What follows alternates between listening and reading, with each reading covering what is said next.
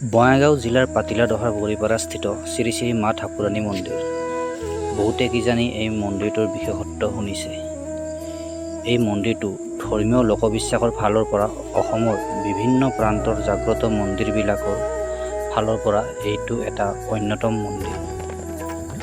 যিটো মন্দিৰত প্ৰতি বছৰে এনেধৰণে বিশাল পূজাৰ আয়োজন হয়। এই মন্দিৰটোৰ মানুহৰ মাজত প্ৰচলিত এটা বিশেষ মহত্ব আছে। এই মহত্বটো হ'ল যে এই মন্দিৰটোত মানুহৰ মনোকামনা পূৰ্ণ হয়।